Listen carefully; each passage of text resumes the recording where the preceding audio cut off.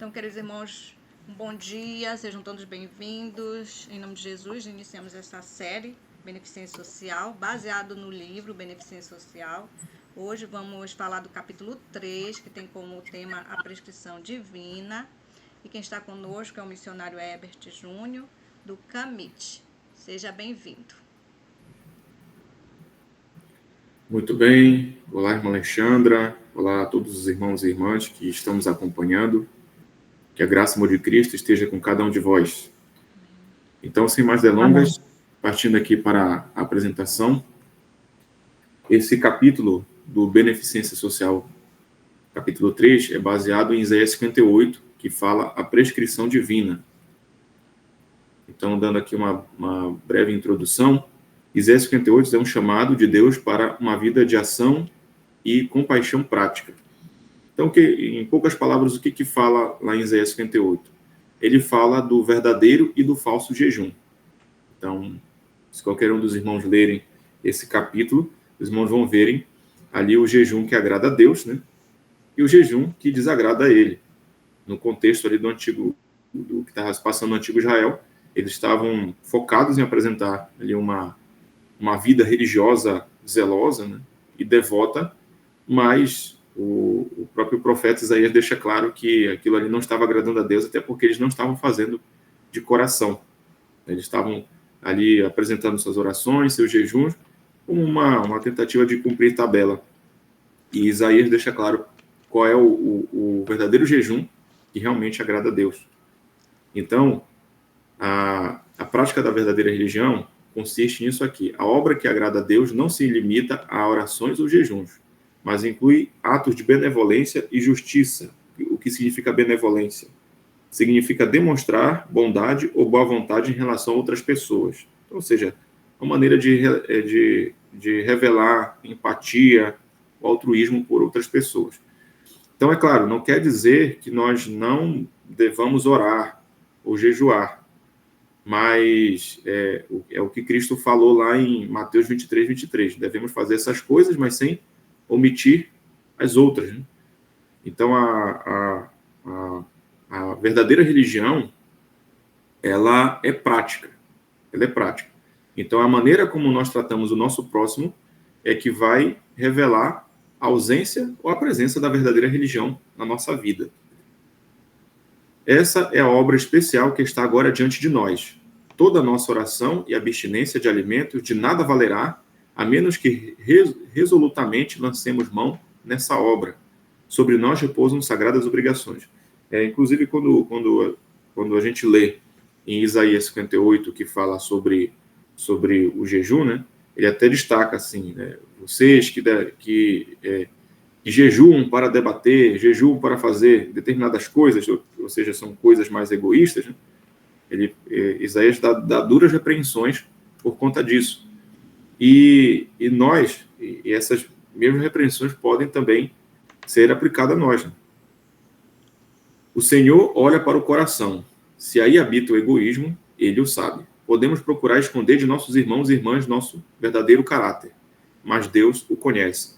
Quando eu estava na escola missionária, um dos nossos professores, ele falava assim, cuidado com o irmão chuva-ceroja. O que era o irmão chuva-ceroja que ele dizia? É aquele irmão que se mostrava muito ser o certo, que cobra dos outros, que exige, que qualquer coisinha ele já quer levar para a comissão, mas Deus sabe e sonda os corações, né? Então, Deus quer que nós possamos buscar cada dia viver uma vida santa, mas não a vida santa para mostrar para os outros que você é superior, que você é melhor, porque isso é um exercício egoísta de se praticar a religião, e é uma prática que Deus não se agrada. E Ele sabe os corações, Ele sabe quais são suas intenções. Talvez a gente nunca vá saber, mas Deus sabe o que está se passando. Então, a verdadeira adoração, irmãos, é essa aqui. O jejum que Deus aceita é descrito. É repartir o vosso pão com o faminto e recolher em vossa casa o pobre que fora lançado fora. Então, acho bem importante essa passagem, né? Que aqui está falando do amparo, né? Do amparo. Seja do cuidado físico, né?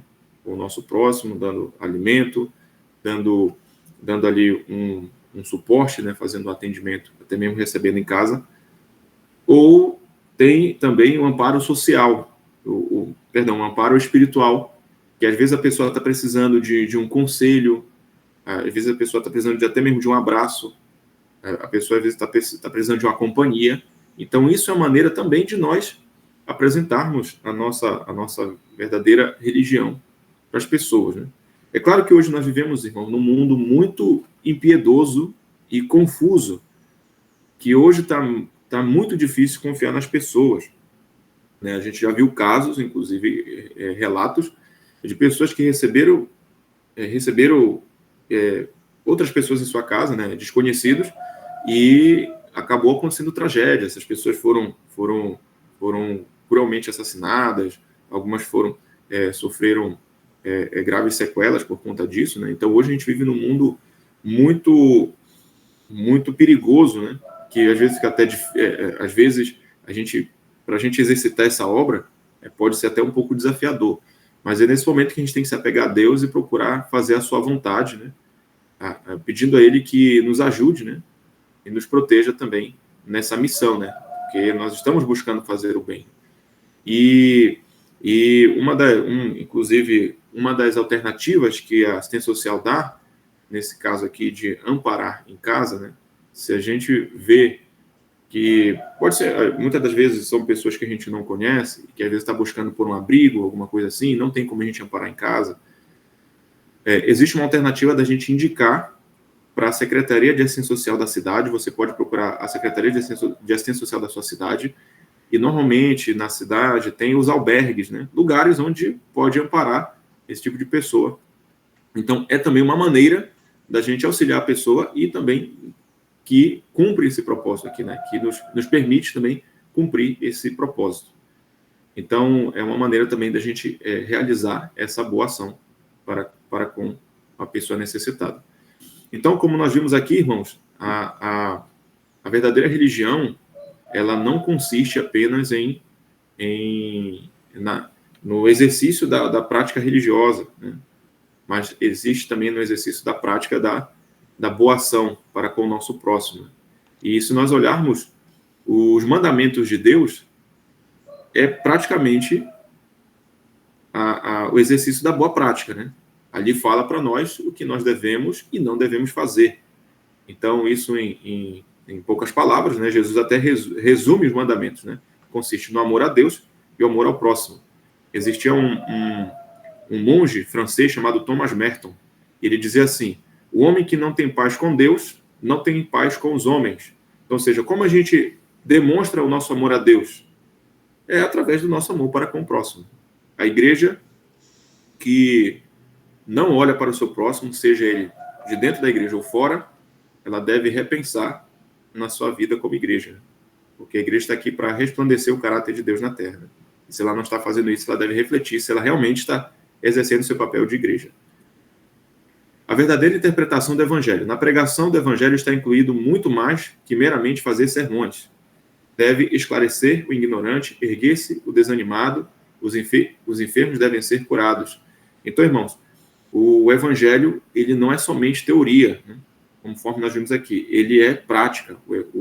Eu acho muito importante isso, porque isso mostra para nós que Deus, ele é muito pragmático, ou seja, ele trabalha com aquilo que dá certo, aquilo que funciona.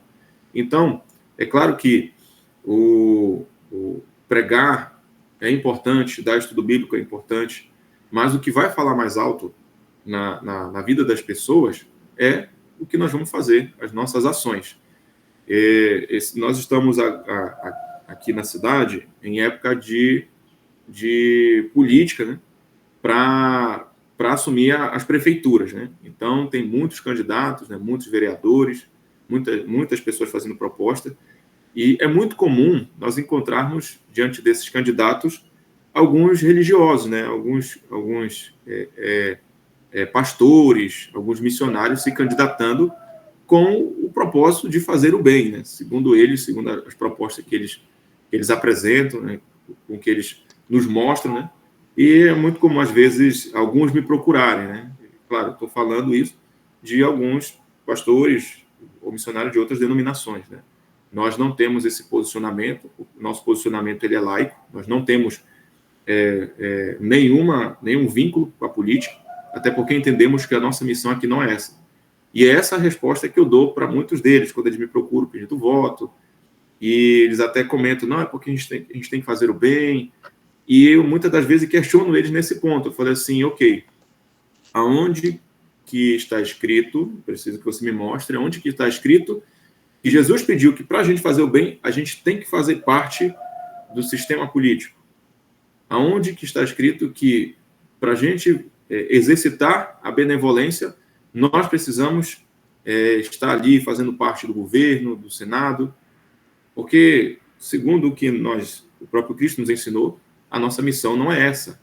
A nossa missão, como missionários, como pastores, como líderes que estão apacentando as ovelhas de Deus, é ensinar a sua igreja a fazer o bem, ou seja, de maneira prática, apresentando a boa religião. Então, eu percebo muito uma ausência de uma resposta coerente deles nessa parte, né? Ou seja, dão uma resposta muito evasiva, né? Então, a nossa pregação do evangelho não consiste somente em ter um cargo, não consiste somente em fazer um trabalho missionário, vai muito além disso.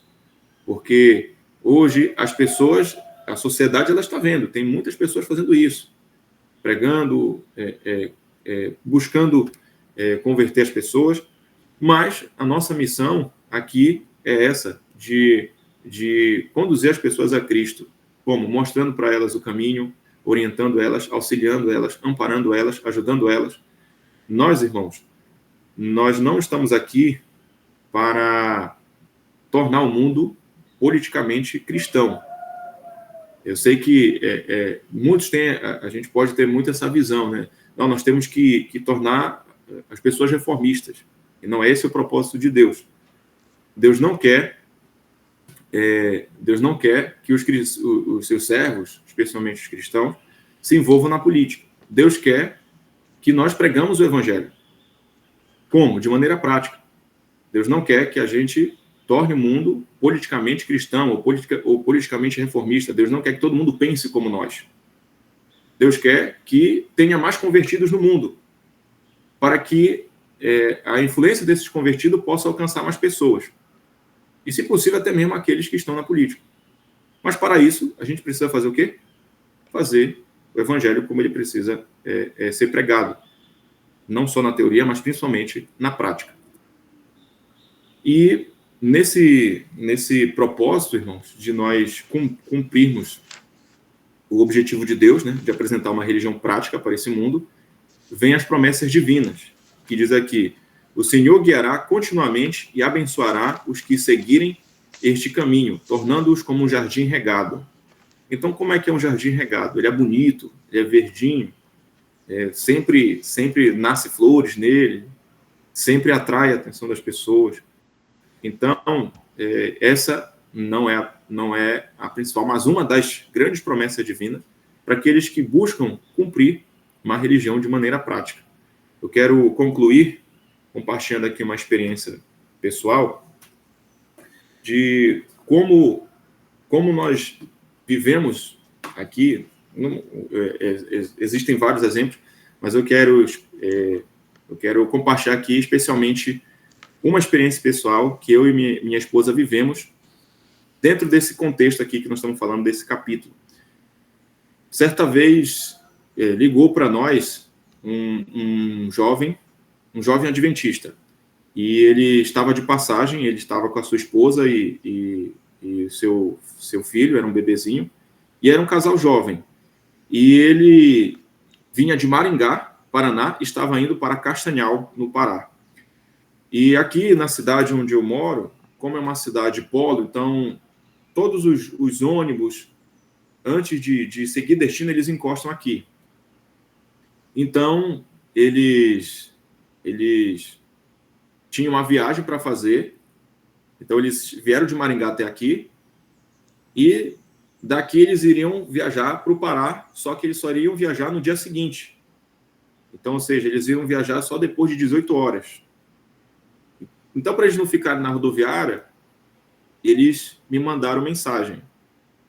E aí eles descobriram que eu era missionário, e até hoje para mim é um mistério como foi que eles descobriram que eu era missionário. Eu, na época, isso aconteceu no passado, eu não cheguei a perguntar sobre isso, mas o que me surpreendeu é porque aqui na cidade existe 5 igrejas adventistas. Nós só temos uma igreja da Reforma. E esse rapaz procurou justamente nós, né? Essa foi a parte assim que me surpreendeu.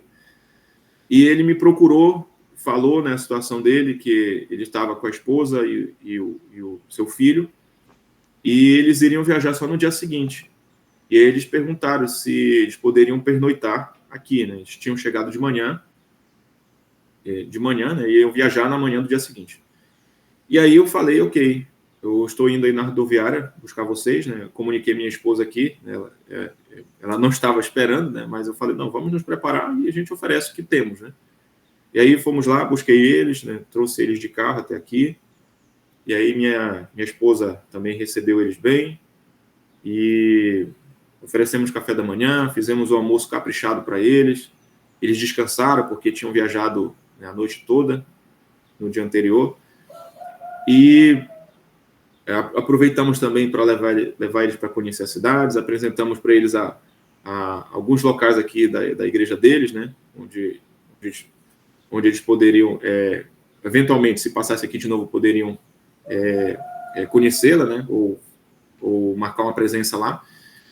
E eles chegaram muito a comentar, falaram assim, olha, a gente já conhecia, né, algumas pessoas da igreja de vocês, e a visão que a gente tem da igreja de vocês é que são pessoas muito acolhedoras, né? A gente já conhecia também a culinária de vocês, mas hoje a gente pôde ver o quanto que reformista é feliz, né? Com o que vive, com o que tem, e isso é muito bom, olha, isso é muito bom, é algo que nós deveríamos até mesmo praticar, né? Então, isso foram palavras deles, né? E estando aqui conosco, né, a gente fez o culto com eles, né, e a todo momento eles agradeciam, né, pela hospitalidade, agradeciam pelo amparo que nós estávamos dando, né, e o rapaz, né, ele até chegou a falar que quando ele chegasse, né, em Castanhal, se tivesse igreja nossa, ele iria procurar, né, porque ele gostou muito, né, de estar conosco aqui, e ele queria compartilhar essa experiência com outras pessoas, né, que ele viveu com os irmãos reformistas, né? E eu sempre orientando eles, né, a procurar se aproximar mais de Deus, procurar se firmar, porque eles eram adventistas, mas estavam afastados, né? Então, orientei eles, né, a buscar, né, se aproximar mais de Deus, né, buscar firmar um compromisso com Deus na igreja deles, né? E eles até falaram, não, a gente gostou da igreja de vocês, né? A gente pôde conhecer mais aqui através de vocês a Reforma, e a gente tá despertando interesse em conhecer, né, mais a igreja da Reforma.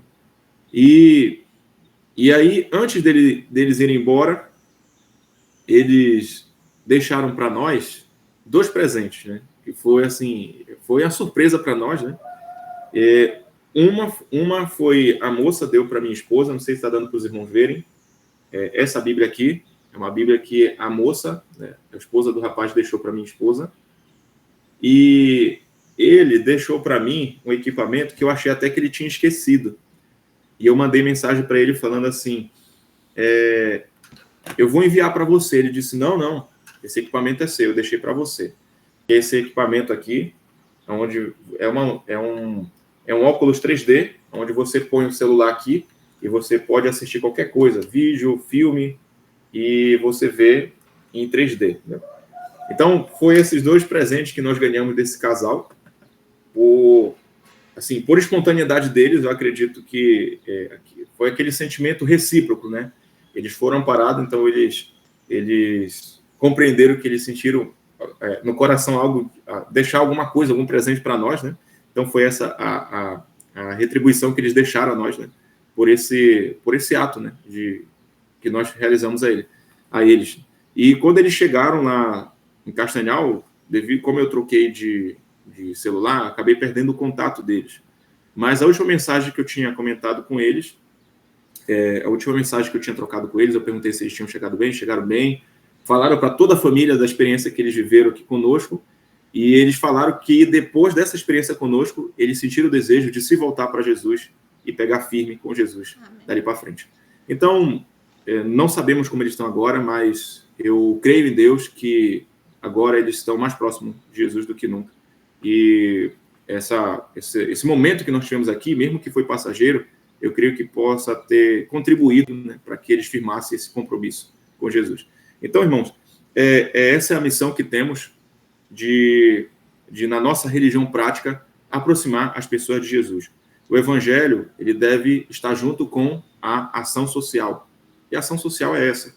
Muitas das vezes, para uns vai ser contribuir com uma cesta básica, para outros vai ser de amparar alguém, para outros vai ser de aconselhar alguém, porque não tem como a gente definir a ação social apenas de uma maneira. Mas existem diversas maneiras de você mostrar na prática como que Jesus agia. Ele fazia dessa maneira. Ele fazia o bem para a pessoa e depois compartilhava com ela a mensagem de salvação. Então, que Deus nos abençoe para que possamos cumprir o propósito de Deus aqui nessa terra. Amém?